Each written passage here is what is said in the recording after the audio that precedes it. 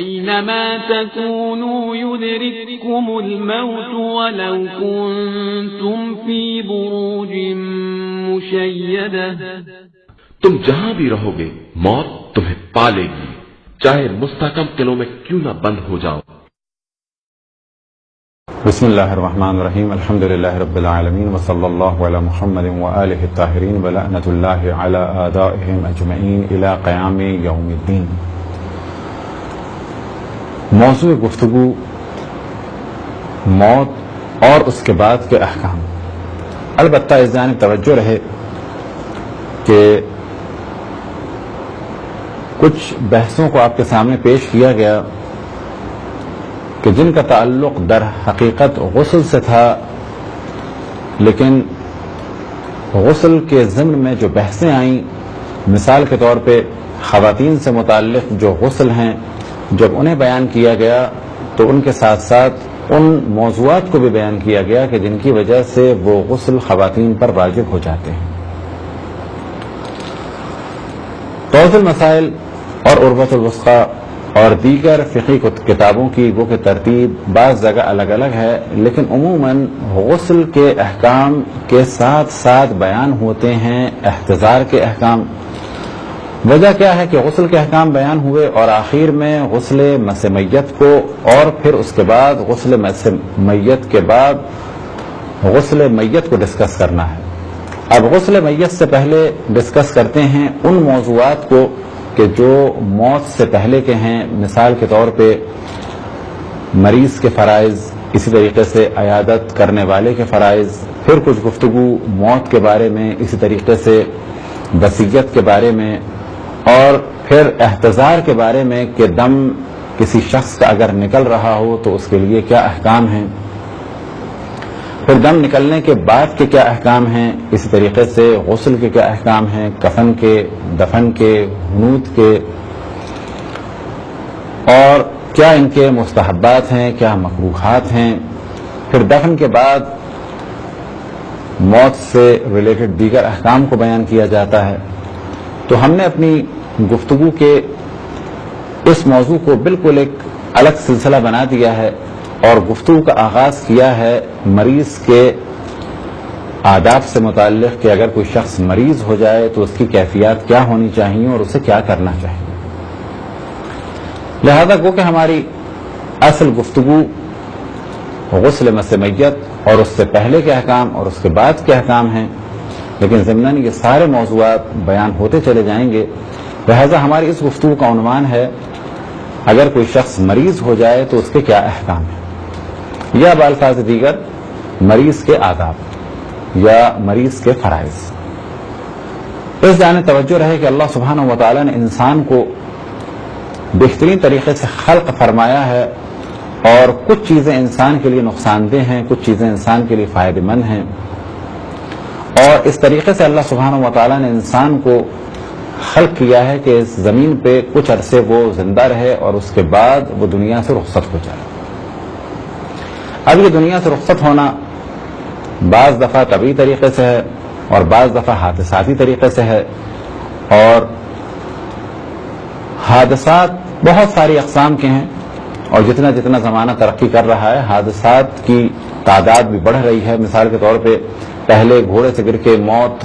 کا ریشو اتنا زیادہ نہیں تھا، لیکن جتنی سواریاں بڑھ گئی ہیں، چاہے وہ سواریاں گاڑیوں کی صورت میں ہوں یا ٹرینز کی یا جہاز کی صورت میں ہوں، تو موت کا ریشو بھی اتنا بڑھ گیا ہے.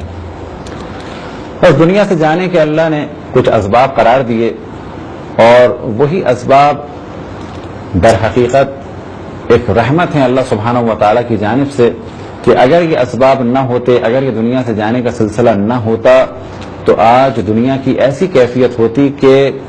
کوئی بھی شخص اس دنیا میں سکون سے رہ نہ پاتا.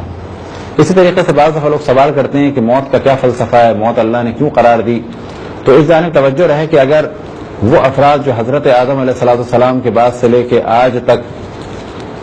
دنیا میں آئے، اگر وہ زندہ رہتے تو اس وقت زمین کی کوئی جگہ ایسی باقی نہ ہوتی کہ جس پہ انسان نہ ہو، اور نتیجہ یہ ہوتا کہ انسان کے کھانے کے لیے اور پینے کے لیے اور رہائش کے لیے اور سکون کے لیے بہت زیادہ مشکلات ہوتی ہیں، اور خود انسان بھی تنگ آ جاتا ہے اس طویل زندگی سے. انہی اسباب میں سے ایک سبب وہ ہے بیماری. بیماری کے لیے اللہ سبحانہ و تعالیٰ کے ارشاد قرآن مجید میں وَإِذَا مَرِضْتُ فَهُوَ يَشْفِينِ کہ جب میں مریض ہوتا ہوں تو اللہ سبحانہ و تعالیٰ ہی مجھے شفا عطا فرماتا ہے. تو اب اس جانب کی توجہ رہے کہ سب سے پہلا کام جو مریض کا ہے وہ یہ کہ جان لے کہ میں اللہ کے لیے ہوں اور اللہ ہی کی جانب مجھے واپس جانا ہے, یعنی انا للہ و انا الیہ راجعون. اور اس کے بعد صبر کرے اور شکر کرے اور یہ جان لے کہ بیماری ایک ایسی چیز ہے کہ جس میں انسان اللہ سے بڑا قریب ہو جاتا ہے. یہی وجہ ہے کہ بعض جگہ روایتوں میں نقل ہوا کہ بیمار کی دعا قبول ہوتی ہے. جب بیمار کی دعا دوسروں کے لیے قبول ہوتی ہے تو خود اپنے لیے بھی بطور اولا قبول ہوگی, اور انہیں دعاؤں میں سے ایک دعا ہے استغفار. لہذا بیماری میں جو سب سے بہتر عمل ہے وہ ہے استغفار. اور جو لوگ بیمار ہو جاتے ہیں وہ جانتے ہیں کہ بیماری کے عالم میں انسان خود بخود دنیا سے کچھ حد تک دور ہوتا ہے اور اللہ سبحانہ و تعالیٰ کی جانب بڑھتا ہے. اگر اسی کیفیت کو دیکھ لیا جائے تو یہی ایک شکر کی جگہ ہے کہ اللہ نے ایک سبب قرار دیا کہ ہم دنیا کی رنگینیوں سے کچھ دیر کے لیے منہ موڑ لیں اور اللہ سبحانہ و تعالیٰ کی جانب توجہ کریں. تو بیمار کے فرائض میں سے جو ایک سب سے پہلی اس کی ذمہ داری ہے اور فرض ہے وہ یہ کہ وہ اللہ سبحانہ و تعالیٰ سے راضی رہے اور صبر و شکر کرے. اور یہ جان لے کہ بیماری میں اللہ سبحانہ و تعالیٰ نے کچھ برکتیں رکھی ہیں. البتہ مراد نہیں کہ انسان یہ سوچے کہ بس ہم بیمار رہیں اور علاج نہ کروائیں, بلکہ اللہ کی جانب سے ثواب کا ایک ایسا سلسلہ ہے کہ اگر کوئی شخص بیمار ہو جائے اور بیماری میں اللہ سبحانہ و تعالیٰ سے راضی رہے تو یہ بیماری اس کے لیے خود ایک بہت بڑی نعمت ہے, لیکن بشرط کا یہ کہ وہ اللہ سبحانہ و تعالیٰ سے راضی رہے. لہذا روایت رسول اللہ صلی اللہ علیہ وسلم سے نقل ہے, ارشاد فرماتے ہیں اذا مرض المسلم اگر کوئی مسلمان مریض ہو جائے کتب له باحسن ما يعمل في صحته تو اس کے لیے لکھا جاتا ہے کہ جو اس نے اپنی صحت کے ایام میں انجام دیا اس سے بہتر لکھا جاتا ہے. مثال کے طور پر اگر کوئی شخص نماز پڑھتا ہے صحت کے عالم میں اور وہی شخص نماز پڑھتا ہے بیماری کے عالم میں, تو بیماری کے عالم میں یہ نماز پڑھ رہا ہے تو اس کی نماز کا زیادہ ثواب لکھا جا رہا ہے کہ جو وہ صحت کے عالم میں پڑھتا تھا. وَتَسَاقَطَتْ ذُنُوبُهُ اور اس کے گناہ جھڑتے ہیں بالکل ایسے ہی جیسے کہ درختوں کے پتے جھڑتے ہیں. کما تساقط ورق الشجر کہ جس طرح سے درخت کے پتے جھڑتے ہیں. بس اگر کوئی بیمار ہو تو یہ جان لے کہ اس میں جو میرا عمل ہے وہ صحت کے عمل کی نسبت زیادہ ثواب کا سبب بنے گا, اور اس بیماری میں اگر اللہ سبحانہ و تعالیٰ کی اطاعت کروں, بندگی کروں, اس سے راضی رہوں تو میرے گناہ جھڑیں گے. لہذا بیماری کا ایک سبب جو اللہ سبحانہ و تعالیٰ نے قرار دیا رحمت کے طور پہ وہ یہ کہ اگر کوئی شخص گناہ گار ہے اور بیمار ہوتا ہے, لیکن یہ کہ بیماری میں اللہ سبحانہ و تعالیٰ سے راضی رہے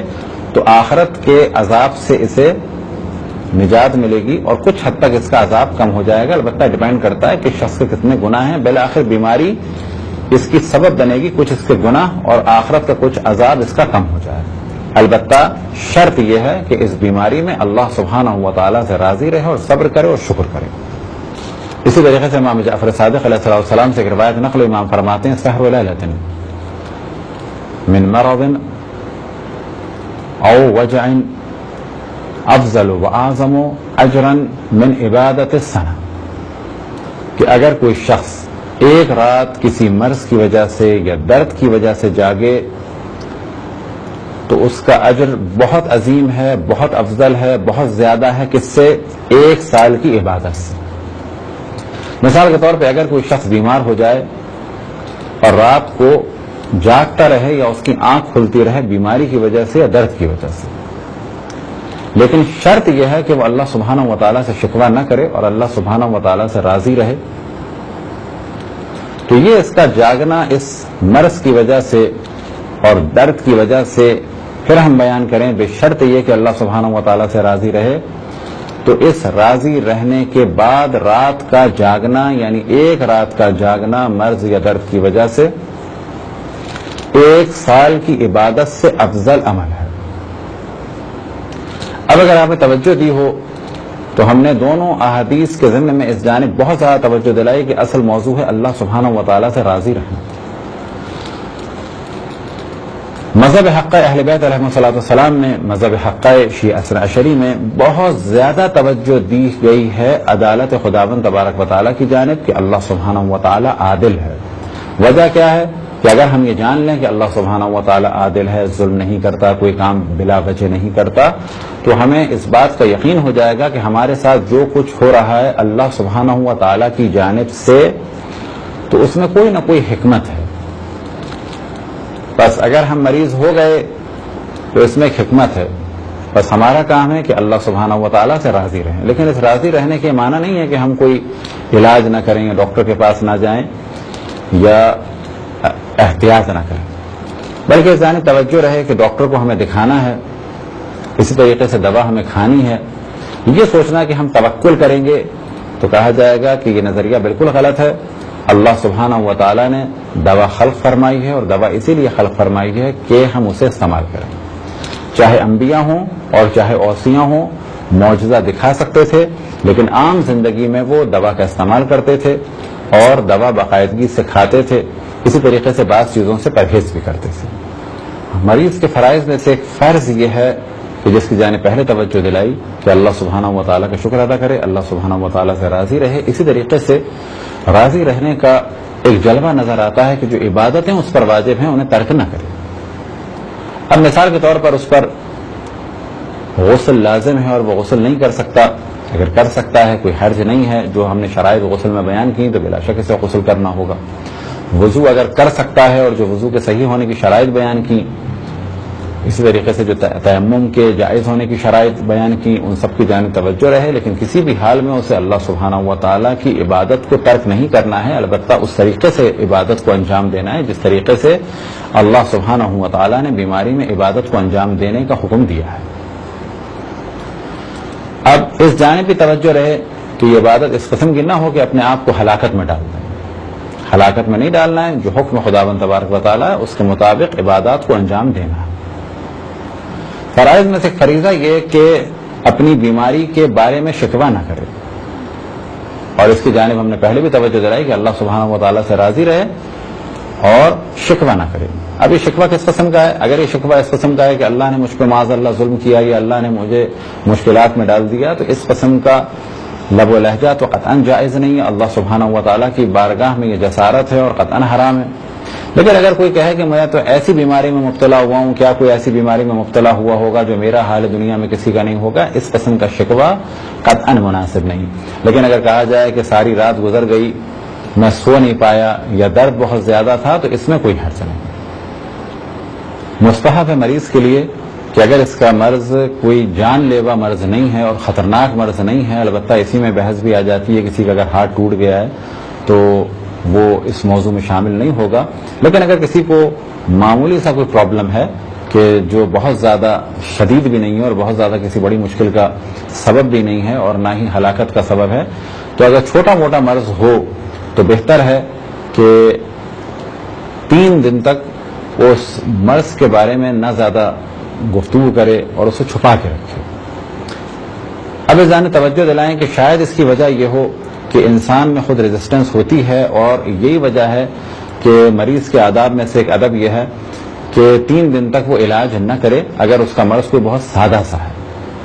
اور یہ بحث پہلے بھی کر چکے ہیں، اگر جان جانے کا خطرہ ہے یا بہت بڑے نقصان کا خطرہ ہے یا بڑی شدید تکلیف ہے، کسی کا ہاتھ ٹوٹ چکا ہے، پاؤں ٹوٹ چکا ہے، تو وہ اس موضوع میں قطعاً داخل نہیں ہے. لیکن اگر کسی کی سادی سی طبیعت خراب ہے، لہٰذا بعض جگہ نزلے اور اس قسم کی بیماریوں میں بھی روایتوں میں یہ ہے کہ 3 دن تک نزلے کا علاج نہ کیا جائے.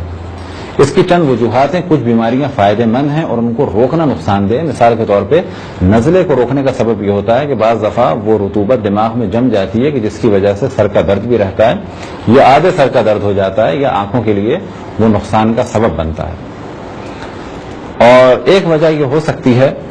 کہ بعض بیماریاں ایسی ہیں کہ خود انسان کی باڈی میں ایک ریزسٹنس ہے کہ 2-3 دن میں وہ ریزسٹنس اس بیماری کو دور کر دیتی ہے. اور اسی طریقے سے بعض ایسے انفیکشنز ہوتے ہیں کہ جن کے بارے میں آج بڑے آرام سے کہا جاتا ہے کہ یہ ایک وائرل انفیکشن ہے، اور بعض ڈاکٹر مذاق میں کہتے ہیں کہ آپ علاج کرائیں یا نہ کرائیں دونوں صورتوں میں خود ہی ختم ہو جائے گا، کیونکہ وائرل انفیکشن ہے۔ البتہ پھر جانب توجہ رہے کہ اگر کوئی شدید وائرس ہو اور پتا ہو کہ اس کا بہت زیادہ نقصان ہو سکتا ہے تو ایسی صورت میں بلا شک دوا کھانی چاہیے، لیکن اگر معمولی سا مرض ہے تو بہتر ہے کہ 3 دن تک دوا سے بھی بچیں، اسی طریقے سے 3 دن تک اس کا ذکر بھی نہ کریں۔ اسی طریقے سے مستحب ہے کہ مریض کثرت سے توبہ کرے، اللہ سبحانہ و تعالیٰ کی بارگاہ میں توبہ کرے، اور عام طور پہ جو شخص مریض ہو چکا ہے یا مریض ہے تو وہ جانتا ہے کہ مرض کے عالم میں اللہ سبحانہ و تعالیٰ سے قریب ہو جاتا ہے اور دنیا سے کچھ دور ہو جاتا ہے۔ اسی طریقے سے مستحب ہے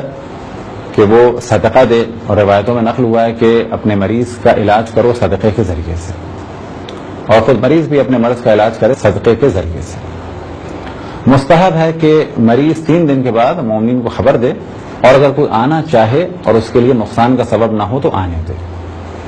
کچھ آداب ہیں عیادت کرنے والوں کو اس کی جانب توجہ دلائیں گے، لیکن ضمن یہاں بھی توجہ دلا دیں کہ بعض دفعہ عیادت کرنے والوں کا کثرت سے آنا جانا وائرل انفیکشن کا سبب بنتا ہے یا بہت زیادہ ڈسٹربنس کا سبب بنتا ہے،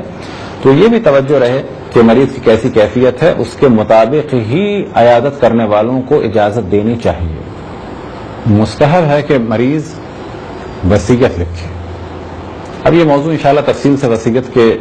باب میں آئے گا کہ وصیت لکھے اپنے واجبات کے لیے، اسی طریقے سے دوسروں کے لیے، خصوصاً اپنے عزیزوں رشتہ داروں کے لیے، اور عام حالات میں بھی وصیت لکھ کے رکھنی چاہیے، لیکن خصوصاً مریض کے لیے اس کی بہت زیادہ تاکید ہے۔ دوا کے بارے میں ہم نے پہلے عرض کیا کہ بہت جلدی دوا کا استعمال شروع نہیں کرنا چاہیے، مگر یہ کہ جب یقین ہو جائے کہ دوا کے بغیر یہ چیز کنٹرول نہیں ہوگی۔ اور اس جانب بھی توجہ دلائیں کہ دوا کو غذا نہیں بنانی چاہیے، دوا کو دوا سمجھنا چاہیے اور جان لینا چاہیے دوا کسی بھی قسم کی کیوں نہ ہو، اس کا کہیں نہ کہیں کوئی نہ کوئی سائیڈ افیکٹ ہے، لہذا اسلام بہت زیادہ پسند نہیں کرتا اس چیز کو کہ جلدی دوا شروع کی جائے یا انسان اپنے آپ کو دوا کا عادی بنا لے، مگر یہ کہ جب یقین ہو جائے کہ دوا کے بغیر اس کا علاج صحیح نہیں ہو رہا۔ اسی طریقے سے مستحب ہے کہ مریض پرہیز کرے۔ یہ کیفیت کہ دوا کا استعمال نہ کیا جائے یہ سوچ کے کہ جی ہم اللہ پہ توکل کر رہے ہیں، اسے بھی اسلام پسند نہیں کرتا۔ دوا کا استعمال کرنا ہے کیونکہ دوا کا خالق اللہ سبحانہ و تعالیٰ ہے، اور دوا سے مدد لینا در حقیقت اللہ سبحانہ و تعالیٰ ہی سے مدد ہے۔ اور اس کے بالکل برعکس پرہیز نہ کیا جائے سوچ کے کہ جی اللہ مالک ہے، یہ بھی غلط ہے۔ پرہیز ضروری ہے اس حد تک کہ جس چیز سے بھی نقصان ہوتا ہے اس سے بچا جائے۔ مثال کے طور پر کسی بہت زیادہ کھانسی اور وہ کہے کہ اللہ مالک اور کھٹی چیزیں کھاتا چلا جائے تو کہا جائے گا اللہ سبحانہ و تعالیٰ نے قانون بنایا ہے کہ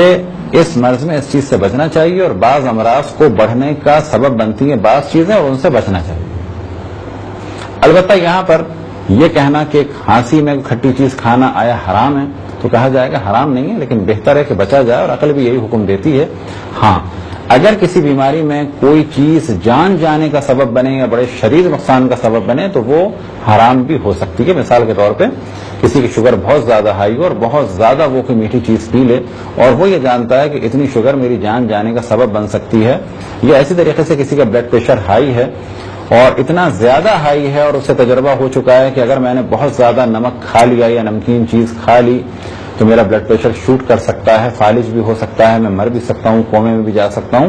تو ایسے افراد کے لیے کہا جائے گا کہ جن کو اتنا یقین ہے کہ اس چیز کے بعد ایک شدید نقصان ہوگا تو ان کے لیے بلا شک ان چیزوں کا استعمال حرام ہو سکتا ہے، بشرط یہ کہ اتنے شدید نقصان کا انہیں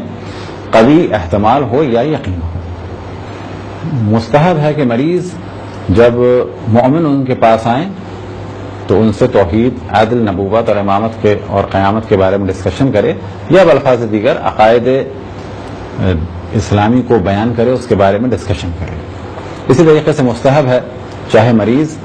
مومن ہو یا نہ ہو، جیسے پہلے ہم نے بتایا کہ وصیت لکھ کے رکھے اور وصیت کرے، اسی طریقے سے اگر وہ صحت مند ہے تو بھی، اور خصوصاً اگر مریض ہے تو اور زیادہ استحباب ہے اور تاکید ہے کہ اپنا کفن اور حنوط کی چیزیں، اسی طریقے سے باقی چیزوں کو تیار رکھے، اسی طریقے سے وصیت کرے، کسی کو اپنا وصی بنائے اپنے مرنے کے بعد کیا اس کرنا ہے کیا نہیں کرنا ہے۔ اب یہ توجہ رہے کہ ممکن ہے کوئی کہے کہ ہم تو اتنے مریض نہیں ہیں، لیکن کہا جائے گا کہ موت کو یاد رکھنا بہتر ہے، اور موت کو یاد رکھنا سبب بنتا ہے کہ انسان گناہوں سے محفوظ رہے اور اللہ سبحانہ و تعالیٰ کی جانب توجہ دے۔ یہ ایک مختصر سی گفتگو تھی مریض کے بارے میں فقہی اعتبار سے. اب یہاں پر ہم کچھ اور موضوعات کو بعد میں ڈسکس کریں گے کہ اس کا تعلق ہے عیادت کرنے والوں سے. خداوند تبارک و تعالیٰ سے دعا ہے کہ بحق محمد وآل محمد ہمیں اپنے رسول اپنی حجتوں خصوصاً امام زمان علیہ السلام کی معرفت اور اطاعت کی توفیق عطا فرمائے. وصلی اللہ علی محمد وآلہ الطاہرین.